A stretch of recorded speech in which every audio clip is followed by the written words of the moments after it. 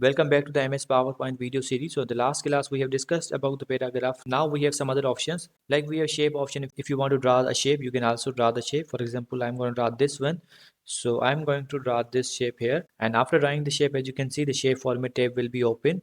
Those who have learned or those who have watched the video of MS Word, they will understand, they will learn easily that what actually it is and how does it work. So if you want to make a shape, you can also do that. If you want to change the color, you can also do that.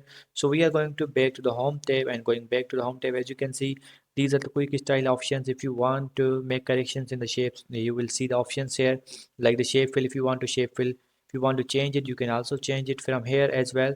Shape outline, you can change the shape outline or outline color. For example, I'm going to make the red, and shape effects are here as well provided. You can also use that. These all are related to shape options. And then you have find, if you want to find any word, sentence and paragraph, you can search here. If you want to replace any word, you can also replace the word. You have to press the shortcut key of it as well, but the shortcut key of replace is Control H, and the shortcut key of find is Control F. And there's a select option. If you want to use it, you can also use the select option. And these are the basic options, like the paste, cut and copy, and this is the format painter. It's up to you. That these are the basic options. I hope all are the aware from these basic options. So in this class we have completed the home tab. So I hope you guys understand this video, that how you can use these all ribbons. So see you guys in the next video.